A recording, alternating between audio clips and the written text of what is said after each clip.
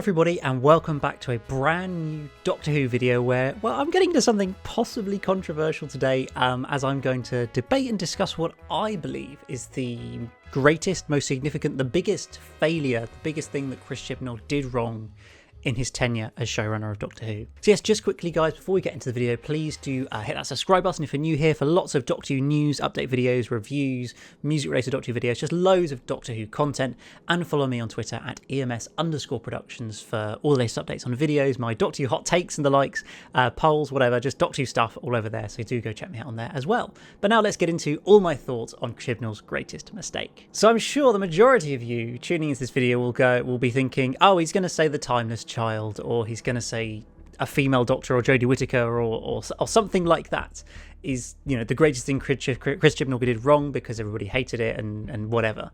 Like, I can totally understand that, and I mean, I personally am not a hater of the timeless child idea and that whole storyline. I think that fundamentally works. I like it. I like what it's done for the show. I think that's a generally positive thing. And in general, I know Chris Chibnall is not a liked person in Doctor Who fandom. His era of the show has not been massively popular. But again, I don't hate it. I'm certainly not a Chibnall hater. I'm not my doctor or anything like that. Generally, I've enjoyed the Chris Chibnall era, and you know, I think there's lots of good things about it. It's probably, yeah, it is the weakest era of New Who, but that's not to say it's terrible. There's still lots of things I like about it. But I think that there's one great thing that Chris Chibnall did wrong, and actually it was right at the very beginning. So yes, I take it back to Series 11, October 2018, the relaunch for Doctor Who after, you know, the end of the Moffat era, the end of Capaldi's era wasn't exactly as much as I love it, I think Capaldi's my favourite Doctor, it wasn't the most highest rated and most popular era in the general public's perception. You know, the viewing figures gradually declined over the Capaldi era, and in that final season, I think, you know, some of the overnight figures in particular were very poor for Doctor Who episodes of the time. You know, it wasn't like, you know, the show's going to die, but it just wasn't very good compared to a lot of what we'd seen previously. So, of course, the big relaunch, the big refresh, you've got a new showrunner, you've got a new Doctor, the first ever female Doctor. That's, you know, a big, you know, PR move. There's big interest in it, and it's probably going to get a lot of people watching. And so that proved. The first episode got 8.2 million people watching it on the night, and I think it ultimately consolidated with catch-up and everything to around 11 million people, which is in the top 5, like, most watched episodes of Doctor Who, of New Who. Like, you know, sure, like, The Day of the Doctor was above it and End of Time was above it, but not a lot else. It had a huge audience. It really captured the public's imagination and interest. But then this is where I think it all went wrong. Of course, there was always going to be a decline in viewing figures after that, and that was inevitable. But I think the approach that Chris Chibnall took, along with Matt Stravenson and whoever else was involved in the decision-making process of Series 11, I just think their approach to that series was fundamentally wrong and just didn't capture that audience that was there and ready to enjoy Doctor Who again. Like, even in 2018, television was not about doing individual episodes that are barely connected to each other, that don't give you any reason to keep tuning in every week.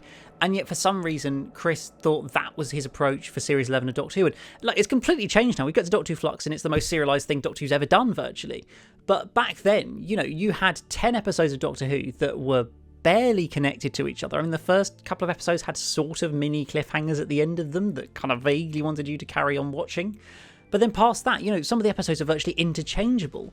You look at Saranga Conundrum, Demons of the Punjab, Kablam, The Witchfinders, like, you could watch those in any order and it would make perfect sense because there's no really arc there at all. There's no continuing narrative of any sort.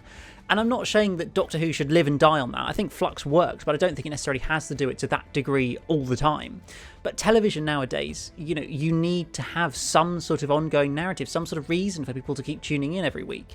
And that just fundamentally wasn't there. Like, sure, I'm also going to say the fact that, you know, some of the scripts were not the best in Series 11. That definitely didn't help. You know, some of Chris's scripts, the Arrakis in the UK, Saranga Conundrum, Battle of Ranskorav Kolos, they're not good episodes of Doctor Who.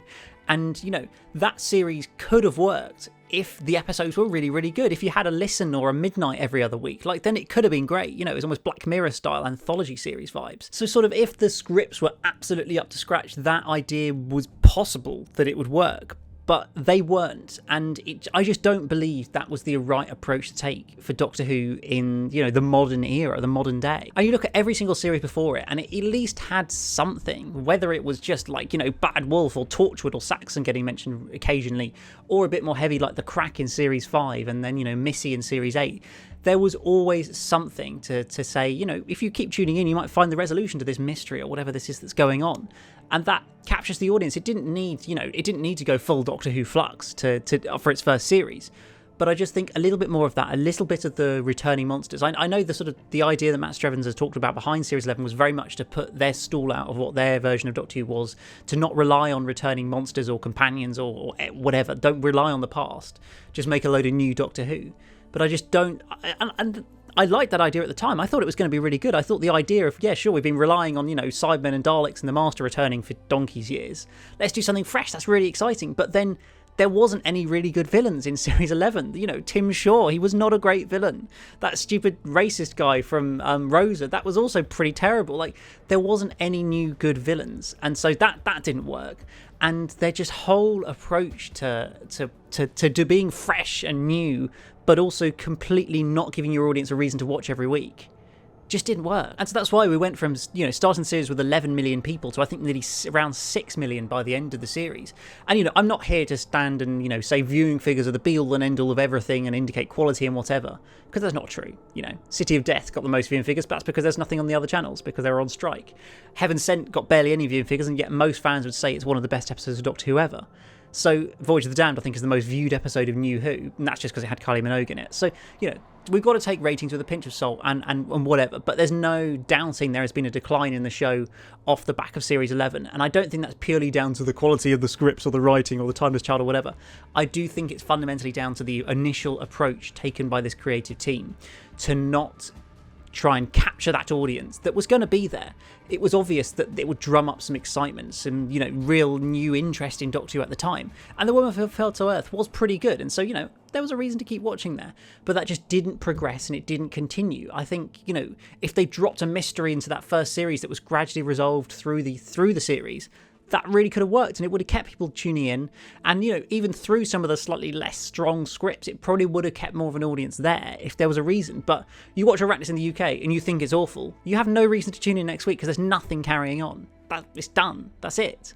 So, I don't know, I just think that's a real big mistake that Chris Chibnall made when the audience was there to be grabbed and he didn't take them. As I say, I don't fundamentally hate the Chris Chibnall era, and, you know, I don't want this to be a big ranty video. I just really think that, you know, sure, people don't like The Timeless Child, and that's totally understandable. I'm sure people see that as a mistake, as a concept and an idea, but that at least was an interesting narrative idea that you know, was a part of a story that really gave people a reason to tune in to find out what the heck is going on with this Timeless Child. Why did a new Doctor turn up? Like, people may have not liked the outcome, but that was interesting stuff.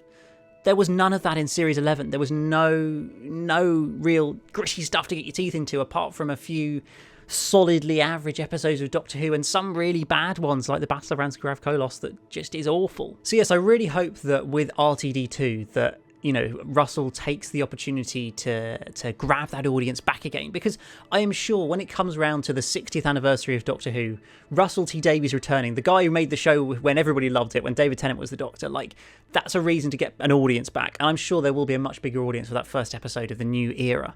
I just hope that Russell doesn't make that same mistake and, you know, nails that first episode, which, to be fair, Chris reasonably did. I think The Woman Who Fell to Earth is solid, but then just knows how to take that next step to keep that interest with mysteries and intrigue and characters that we love, and, you know, just give people a reason to keep tuning into Doctor Who. I really hope that Russell grabs that, you know, with all he's got, rather than Chris, that unfortunately, you know, maybe I'm not saying he did it intentionally, just that was the inevitable outcome of that approach to your first series of Doctor Who, and it just didn't really work. So yes, that's my thoughts, guys, on the biggest mistake of the Chris Chibnall era. If you've got another one, then please comment down below. Is it The Timeless Child?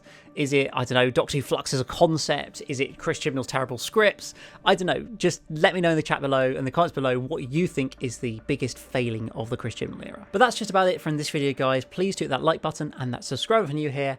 And I'll be back again very, very soon for a brand new video. But until then, it's goodbye.